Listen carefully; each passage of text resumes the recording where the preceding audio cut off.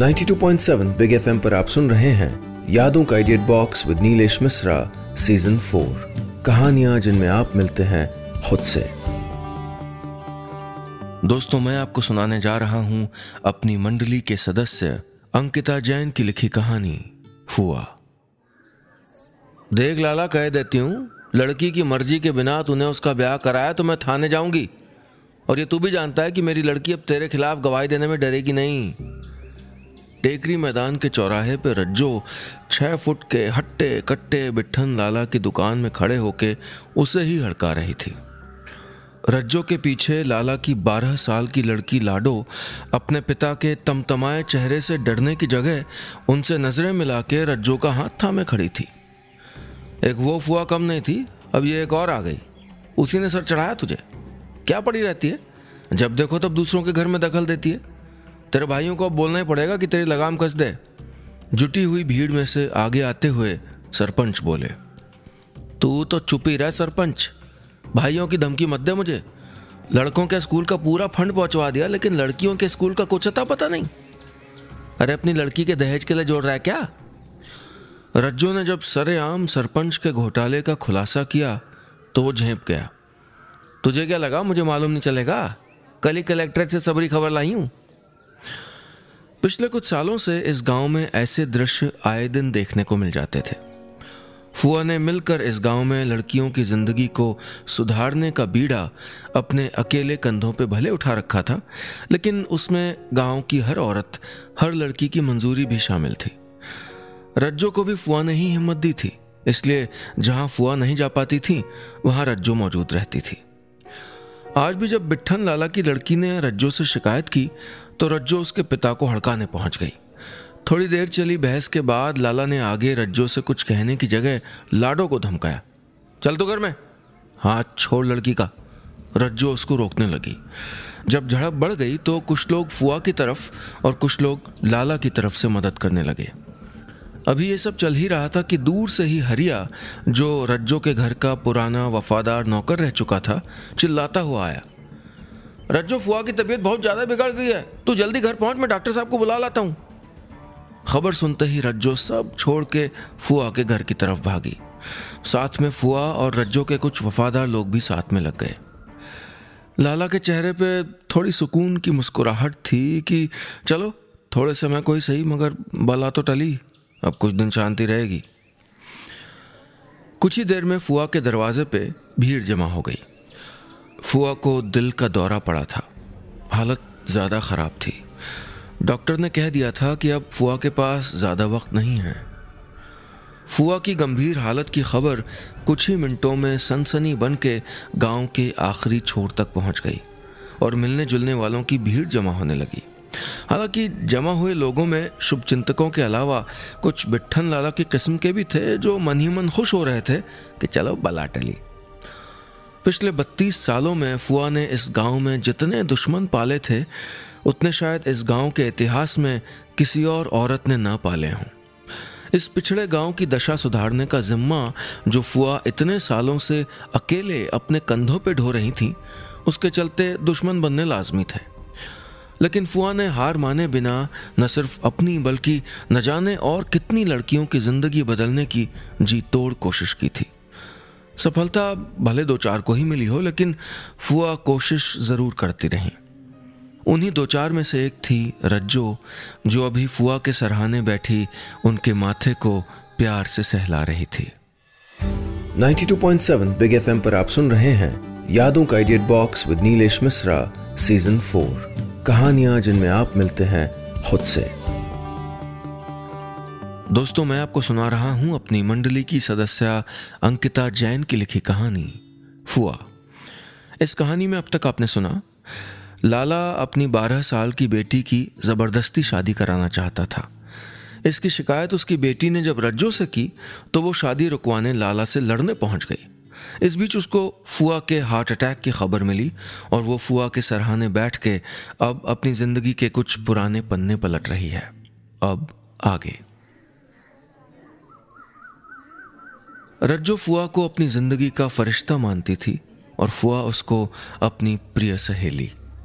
फुआ ही तो थीं जो उसकी जिंदगी का यू टर्न बन के आई थीं, वरना उसकी जिंदगी धीरे धीरे एक अंधेरी खाई में गिरती जाती और वो उसको अपनी किस्मत मान के खुशी खुशी स्वीकार भी लेती। आज उसको वो समय याद आ रहा था जब उसकी दोस्ती की शुरुआत हुई थी। जेब वाली साड़ी का ब्लाउज, इसका पेटीकोट और इसका, अरे ये तो भूल ही गई।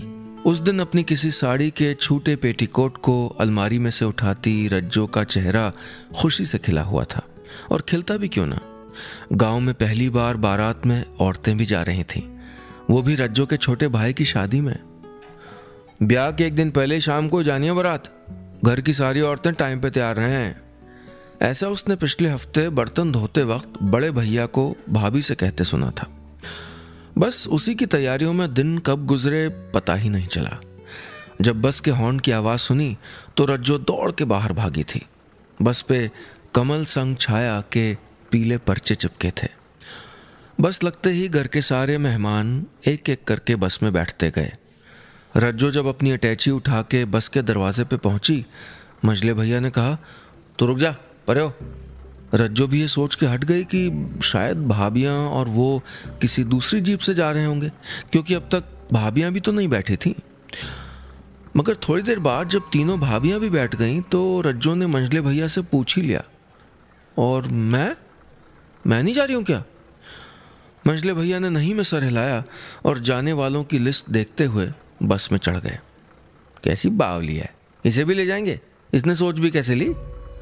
बस चलने लगी तो खिड़की से किसी रिश्तेदार महिला की आवाज़ आई थी। घर के चबूतरे पर लाल हरे रंग की साड़ी में सजी धजी, हाथ में अटैची लिए खड़ी रज्जो गली के मोड़ पे आंखें टिकाए तब तक खड़ी रही जब तक उसका ये वहम नहीं टूट गया कि उसको सच में उसी के छोटे भाई की बारात में नहीं ले जाया गया था। रज्जो ने अटैची जोर से चबूतरे पे फेंक दी थी और वहीं बैठ के फूट फूट के रोने लगी थी। उसी दिन की बात है। राजन, आज दूध नहीं मिलेगा क्या? अरे रज्जो, घर में कोई है नहीं क्या? फुआ आवाज लगाती हुई तबेले से चबूतरे की ओर बढ़ रही थीं। शाम की भैंसे धोने का समय हो गया था। 2 घंटे से रो रही रज्जो अभी भी वहीं बेसुध बैठी थी। रज्जो के पास आके फुआ की नज़र ज़मीन पे अटैची के टूटे कुंदे, बिखरी साड़ियों और टूटी चूड़ियों पे पड़ी तो पल भर में सब समझ गई। उन्हें तो कल ही अंदाज़ा हो गया था जब उन्होंने राजन से पूछा था, कल तो दूध मिलेगा नहीं? तो राजन ने कह दिया था, काहे नहीं मिलेगा, रज्जो तो है। फुआ ने उसे पुचकारते हुए जब सर पे हाथ फेरा तो पहले तो उनके पैरों में ही अपना मुंह छुपा के रोने लगी। फिर कुछ संभली तो होश आया कि ये तो फुआ हैं जिनसे बड़े भैया हमेशा दूर रहने को कहते हैं। वो भाग के अंदर चली गई थी। फुआ ने भी उसको रोकने की जगह बस इतना ही कहा था, अरे सुन तो, कल संजा की आरती में मंदिर जरा जल्दी आना, जरूरी बात करनी है। फुआ के बारे में रज्जो ने कई तरह की कई लोगों से कई बातें सुनी थी। पति को खा गई, अरे गांव की मान मर्यादा का सत्यानाश करने पे तुली है, इसे ना रोका तो गांव की मूढ़ियां कुंवारी रह जानी है, और न जाने क्या क्या। लेकिन असल सच तो ये था कि 13 साल में हुए बाल विवाह के बाद 14 साल में विधवा हो गई फुआ ने अपने लिए उस जिंदगी को चुनने से इनकार कर दिया था जो उस जमाने में विधवा औरतों को मिलती थी, और कम उम्र में ही अपनी भाभी की मदद से शुरू की अपने हक की लड़ाई ने उनकी पति को खा गई की पहचान बदल के कन्या माध्यमिक विद्यालय की प्रिंसिपल और गांव भर के लिए फुआ बना दिया। 92.7 बिग एफएम पर आप सुन रहे हैं यादों का idiot box with Nilesh Mishra season 4, कहानियां जिनमें आप मिलते हैं खुद से। दोस्तों, मैं आपको सुना रहा हूं अपनी मंडली की सदस्य अंकिता जैन की लिखी कहानी फुआ। इस कहानी में अब तक आपने सुना रज्जो फुआ के सामने बैठी अपनी बीती जिंदगी याद कर रही है। अपने सबसे छोटे भाई की बारात में ले जाने से जब रज्जो के परिवार वालों ने ये कह के मना कर दिया कि उसको ले जाने से उनकी बदनामी होगी तो रज्जो बुरी तरह टूट गई। उस दिन फुआ जब उससे मिली तो उन्होंने उसे मंदिर की आरती में कुछ खास काम से बुलाया। अब सुनते हैं आगे। उस रात रज्जो करवटें बदलती रही थी। अपने दुख में फुआ की बात और उनके ख्याल को उसके मन ने दरकिनार कर दिया था। उसे माँ की बहुत याद आ रही थी। आज माँ होती तो मुझे जरूर लेके जाती, अपने मन को तसल्ली देते हुए बड़बड़ाई थी वो। रज्जो डाक वाले बुंदेला साहब की लड़की थी, 4 भाइयों की इकलौती बहन। दुधमुही थी। जब माँ चल बसी तो भाइयों का भरपूर प्यार मिला, खासकर बड़े भैया का। रज्जो ये ले, तेरे जन्मदिन पे 4 जोड़ी कपड़े तेल लिए। बड़े भैया उसके हर जन्मदिन और रक्षाबंधन पे कपड़े जरूर लाते और रज्जो हर बार यही कहती, ये क्या भैया, इस बार फिर एक ही कपड़े के 4 सूट। जब तक रज्जो अखबार में लिपटे कपड़े देख के शिकायत करती, तब तक बड़े भैया जा चुके होते। शायद माँ होती तो मर्जी पूछ के कपड़े सिलवाती। एक दिन तो रज्जो ने बोल ही दिया था, अगर अम्मा होती तो। मजले भैया के दोस्तों को जब पानी देने आई तो उन्होंने कोई चुटकुला सुनाया था। रज्जो भी वहीं खड़े होके खिलखिलाने लगी। इतने में बड़े भैया आ गए और डांट के अंदर भगा दिया। अम्मा होती तो का जबान मत चला, लड़कियों के ढंग सीख। कल को शादी होगी तो लोग यही कहेंगे कि बिन माँ की लड़की को तनक भी लच्छन न सिखाए। यही तकिया कलाम था बड़े भैया का। उस दिन से तो सब कुछ बदल सा गया था जब मोहल्ले की लड़कियों के साथ सड़क पे लंगड़ी खेल रही थी। यहाँ क्या उछल कूद कर रही है, चल कर, आज से शाम को भैंस तू ही दुएगी। मगर भैंस तो हरिया दूता है ना। रज्जो ने तबेले में बंधी भैंसों की तरफ देखते हुए कहा तो बड़े भैया की जगह भाभी बोल पड़ी, अब मैं आ गई हूं और फिर तू भी तो है, हम दोनों औरतें मिलकर घर का काम संभाल लेंगे, नौकर पे बेफजूली करने की क्या जरूरत। उस दिन 9 साल की 2 चोटी बनाए 3.5 फीट की रज्जो ने अपने माथे पे बड़ी लाल बिंदी लगाते हुए खुद को पहली बार आईने में एक औरत के रूप में देखा था। शायद गांव में यही उम्र होती है औरत बनने की। बड़ी भाभी भी तो 14 की ही थी। थोड़े दिनों में भाभी ने रज्जो के साथ पूरे घर के काम का बंटवारा कर लिया। भैंस भाभी दोहती तो गोबर रज्जो समेटती, कुएं से पानी भाभी खींचती तो घर तक रज्जो लाती, आटा भाभी गूंथती तो रोटी रज्जो सेकती। 14 साल की उम्र तक रज्जो 4 भाइयों, 2 भाभियों, 3 भतीजों और बाऊजी के घर को बखूबी संभालने लगी थी। उसी साल बाऊजी की तबीयत ज़्यादा बिगड़ी तो अपने मरने से पहले रज्जो के ब्याह का सपना भाइयों के सामने रख के जल्दी से एक अच्छे वर की तलाश का हुक्म सुना दिया। आनन फानन में भाइयों ने पड़ोस के गांव से एक अच्छी ज़मीन जायदाद वाले घर का लड़का ढूंढ निकाला। बाऊजी की बिगड़ती हालत देख के चौमासा लगने से पहले ही शादी भी हो गई। भैया ये कह रहे थे कि राखी पे मोटरसाइकिल दिला दियो। जिंदगी में पहली बार अपनी कोई फरमाइश बड़े भैया के सामने रखती रज्जो जितनी झिझक रही थी उतनी ही दुखी भी थी। कैसे बताती बड़े भैया को कि ससुराल में ज़मीन जायदाद भले अच्छी हो, लेकिन रज्जो के पति की जुए की लत से उसको घर से फूटी कौड़ी नहीं मिलती और आए दिन रज्जो से पैसे तो कभी गहने छीनता उसका पति अपनी नई ब्याहता पे बिल्कुल भी तरस नहीं खाता। मोटरसाइकिल, इतने बड़े खर्चे को भी पैसा कहाँ है? तेरी शादी में सब तो लगा दिया और तुझे सोने की 4 चूड़ियां बनवाई थी, ये 2 ही क्यों पहने? बड़ी भाभी ने रज्जो के हाथ देखते हुए कहा, वो 2 वहीं रखी हैं। इतना कह के रज्जो नजरें छुपाती अंदर चली गई और मोटरसाइकिल की बात भी वहीं खत्म हो गई थी। 92.7 बिग एफएम पर आप सुन रहे हैं यादों का edit box with Nilesh Mishra season 4, कहानियां जिनमें आप मिलते हैं खुद से। दोस्तों, मैं आपको सुना रहा हूं अपनी मंडली की सदस्य अंकिता जैन की लिखी कहानी फुआ। इस कहानी में अब तक आपने सुना 4 भाइयों की इकलौती बहन रज्जो अपने भाइयों के अनुसार ही हमेशा चली। न ही कभी किसी ने उससे उसकी मंशा पूछी, यहाँ तक कि कपड़े भी जो भाई लाके देते वही पहनती थी। उसके बड़े भाई ने कम उम्र में ही शादी कर ली थी और जब उसकी अपनी शादी हुई तो उसका पति आए दिन उससे पैसे की मांग करता रहता। इस बार मोटरसाइकिल मांगी थी जिसको देने से भाभी ने मना कर दिया था। अब आगे। 4 भाइयों की इकलौती बहन है, कुछ नहीं देंगे क्या? यही कहकर ससुराल लौटी रज्जो को झिड़क दिया था उसके पति ने। कुछ महीनों तक यही तमाशा चला। आखिरकार भाइयों ने एक भैंस बेच के पैसे थमा ही दिए। फिर एक रात घर में रखे गहने और रकम लेके न जाने कहां गायब हो गया।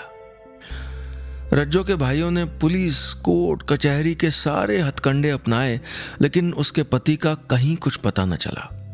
किसी ने कहा दूसरी औरत रख ली, किसी ने कहा वो मर गया। ससुराल वाले भी कुछ ही दिनों में मायके वापस छोड़ के रज्जो से अपना पल्ला झाड़ गए। बड़े भैया ने भी गुस्से में अपना फैसला सुना दिया। आग लगन दो इसकी ससुराल को। 4 भाई मिलके एक लड़की का पेट भी नहीं पाल पाएंगे क्या?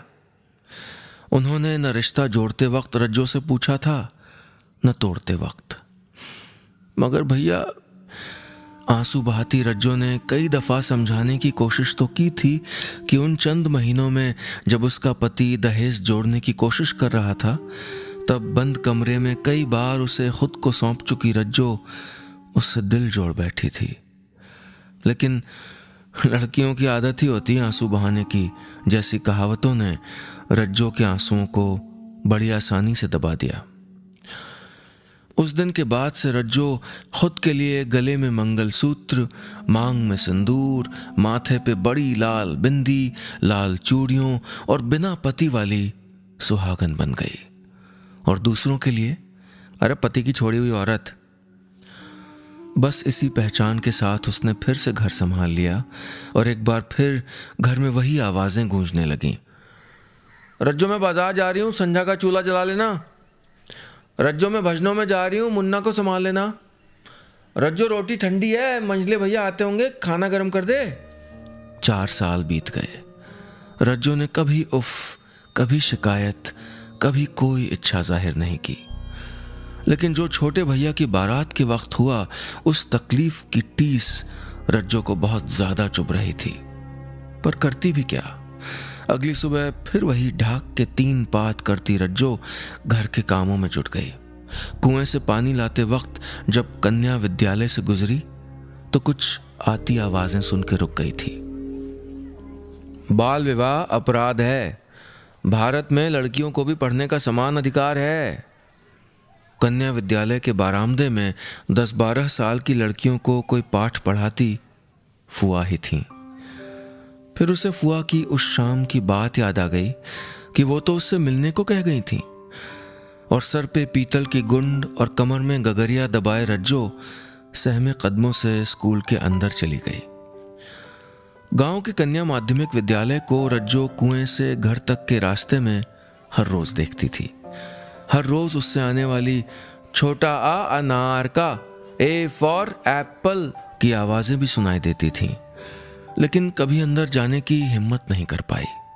उसे याद था जब उसने पढ़ने की मंशा जताई थी तो बड़े भैया ने समझा दिया था कि स्कूल बेई लड़कियां जाती हैं जिनके लक्षण ठीक नहीं रहते हैं, जिन्हें घर द्वार की फिक्र नहीं रहती। तुझे स्कूल जाने की क्या जरूरत है? यहाँ हम पाल रहे हैं, ससुराल में तेरा पति पाल लेगा। 92.7 बिग एफएम पर आप सुन रहे हैं यादों का edit box with Nilesh Mishra season 4। कहानियां जिनमें आप मिलते हैं खुद से।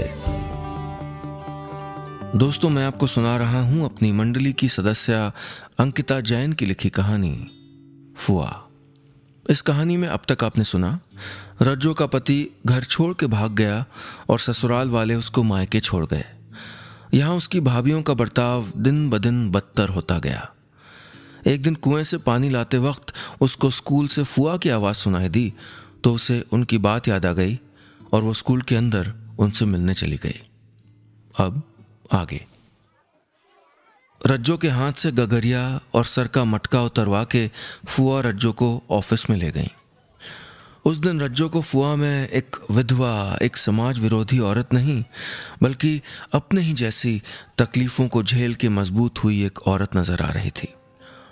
बहुत देर तक रज्जो के मन की बातें सुनने और उसके आंसू पोंछने के बाद फुआ ने उसके सर पे हाथ फेर के कहा था, अब ये तुझे सोचना है कि सारी उम्र ऐसे ही घुट घुट के पति की छोड़ी औरत बन के जिएगी या आत्मसम्मान से अपने लिए जिएगी, अपनी पहचान खुद बना के।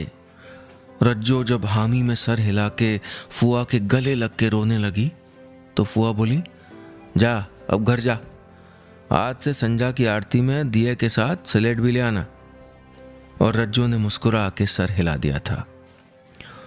उस शाम जब पहला पाठ पढ़ के आई थी तो रात को रसोई में आटा गूंदने की जगह परात में रखे आटे को ही स्लेट समझ के उस पे एक उंगली से अ बनाते हुए बोली थी, छोटा अ अनार का।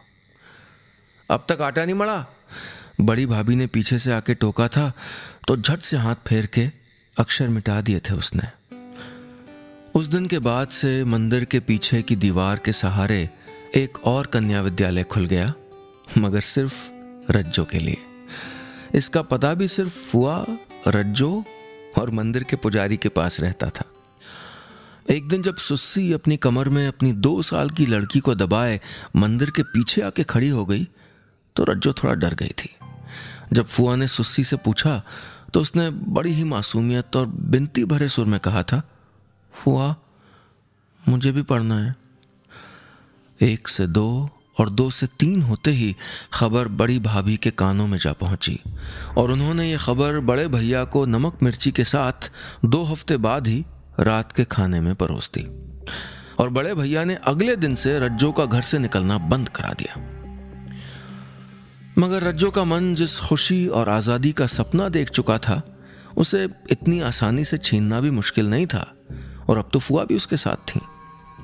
देख भाई राजन, तू इसे पढ़न दे तो ठीक, और जो ना पढ़न दे तो मैं इसे अपने संगे ले जाऊंगी। इतना तो कमाया है कि एक लड़की को पाल सकूं, लेकिन अब इसकी जिंदगी खराब ना होने दूंगी। नौकर बना के रखा है तुम लोगों ने लड़की को। तेरी लुगाई पूरे दिन देवरानियन के संगे गांव भर में डोलत फिरे और तू बहन से घर के काम कराए। उस दिन फुआ ने साफ साफ शब्दों में कहा तो बड़े भैया के माथे पे पहली बार डर और चिंता की लकीरें देखी थी रज्जो ने। अगर फुआ ने ये बातें गांव में जाके कह दी तो बहुत थू थू होगी कि नौकर होने की औकात के बाद भी अकेली बहन से पूरे घर का काम कराते हैं। जा मर, मगर 2 घंटा से ज्यादा अगर घर के बाहर रही तो समझ लेना। बड़े भैया गुस्से में बोले और उठ के चले गए। उस दिन के बाद मंदिर के पीछे का विद्यालय शिफ्ट होकर मंदिर के आगे आ गया और वो शाम की आरती के बाद रोज लगने लगा। इस नए विद्यालय में भी सुस्सी, लीला, शगुन, फूलवंती जैसे कुछ और पुरानी उम्र के नए विद्यार्थी भर्ती हो गए। नए सपनों को लेके नया विद्यालय चल पड़ा था। 92.7 बिग एफएम पर आप सुन रहे हैं यादों का idea box with Nilesh Mishra season 4, कहानियां जिनमें आप मिलते हैं खुद से। दोस्तों, मैं आपको सुना रहा हूं अपनी मंडली की सदस्य अंकिता जैन की लिखी कहानी फुआ। इस कहानी में अब तक आपने सुना, रज्जो को समझ आ गया था कि अगर उसने अपने माथे से पति की छोड़ी औरत का कलंक मिटाना है तो उसे फुआ की तरह आत्मनिर्भर बनना होगा और पढ़ाई करनी होगी। फुआ की मदद से उसने अपने परिवार से लड़ के पढ़ना शुरू किया। अब आगे। रज्जो के लिए भाभियों के ताने, घर के काम और पड़ोसियों की नजरें अभी भी वैसी ही थीं। बदला था तो सिर्फ रज्जो का मन। बड़ा रा, ज, बड़ा धा और न पे बड़ी की मात्रा नी, राजधानी। स, बड़ा माँ, बड़ा चा और र, समाचार। दोपहर की नींद और अकेलेपन को अब अखबार के अक्षरों को मिला के शब्द बनाने के मजेदार काम ने भर दिया था। सिर्फ अखबार ही नहीं, बल्कि अब मुंह में किसी भी चीज का स्वाद कैसा होता है ये उसको महसूस होने लगा था। र, स पे बड़ी की मात्रा सी और ल पे बड़ी की मात्रा ली। चाय बहुत रसीली होती है। आहा! मुंह से एक चुस्की भरते हुए अब चाय का मजा लेती थी। रज्जो पढ़ने में तेज थी, इसलिए कुछ ही महीनों में अक्षर, मात्राएं, लिखना पढ़ना सीख गई थी। 6 महीने बाद कन्या विद्यालय के इस सत्र की परीक्षाएं होने वाली थीं और फुआ चाहती थी कि रज्जो भी इस परीक्षा को देख के कानूनन अगली क्लास में आ जाए। अपनी अब तक की जिंदगी में उसने कई परीक्षाएं दी थीं। कुछ में पास हुई थी, कुछ में फेल, लेकिन ये कॉपी पेन वाली परीक्षा उसको पहली बार देनी थी। इनमें वो पास ही होगी ये उसने सोच रखा था। मन में डर तो था, लेकिन निराशा रत्ती भर भी नहीं थी। परीक्षा के दिन जब लिखने को कॉपी मिली तो फुआ ने समझाया कि इस जगह अपना नाम लिखना, इस जगह कक्षा, इस जगह विषय, इस जगह दिनांक। रज्जो ने सब लिख दिया। सिर्फ नाम वाली जगह भरने की बारी आई तो र लिख के रुक गई। फुआ ने देखा तो सर पे हाथ फेर के बोली, आज अपना वो नाम लिख जो तुझे तेरी सही पहचान देगा। फुआ के इतना कहने पे रज्जो की आंख से एक आंसू कॉपी पे टपका। फिर उसने आंखें पोंछते हुए नाम वाली जगह पे लिखा, रजनी। ये नाम उसने अपने लिए आखिरी बार तब सुना था जब ससुराल में पहली बार मुंह दिखाई हुई थी। सास की एक सहेली ने पूछा था, नाम क्या है बिटिया? उसके पहले या उसके बाद कभी किसी ने उसको रजनी कह के पुकारा हो, उसको ये ठीक से याद भी नहीं रहा। अगर आज स्कूल की कॉपी पे ना लिखना होता तो रज्जो खुद भूल गई थी कि उसका एक असली नाम भी है। परीक्षा का परिणाम आया तो रज्जो उस रात उसको अपने सीने से लगा के सोई थी। ऐसा तो उसने कभी अपने पति की तस्वीर के साथ भी नहीं किया था। उसके बाद फुआ ने एक एक क्लास छुड़वा के रज्जो को 7 साल में 12वीं पास करा ही दिया। इन 7 सालों में उसने फुआ से सिर्फ पढ़ना ही नहीं बल्कि जीना सीखा था। मंदिर की आरती में फुआ की तरह मगन होकर नाच उठना, तो कभी ढोलक बजाने लगना, कभी खेलते बच्चों के साथ खेलने लग जाना, तो कभी मुल्ला जी की बगिया से अमरूद चुराना। अपने भतीजों के लिए अब तक कितने ही स्वेटर बना चुकी थी। भाभी की साड़ियों के ब्लाउज बनाती थी और फॉल टांकने के पैसे भी बचा लेती थी। अब तो गांव के किसी घर में शादी ब्याह हो तो रज्जो के लिए अलग से न्योता आता था। आज फुआ के सरहाने बैठे उसको बस इसी बात का मलाल था कि काश वो किसी तरह फुआ को बचा पाती। अब आगे की पढ़ाई, नौकरी सब फुआ के बिना कैसे होगा।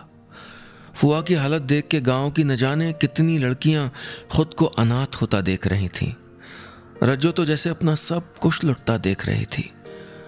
उसकी आंखों से कुछ आंसू जब फुआ के माथे पे गिरे तो उन्होंने आंखें खोल के अपने कमजोर हाथों से उसके सर पे हमेशा की तरह हाथ फेरा। फिर उसका हाथ थाम के बोली, पगली, मैं जा थोड़े रही हूं, अब तू है ना गांव की नई फुआ। फुआ हमेशा यहीं रहेगी। बस इतनी सी थी ये कहानी।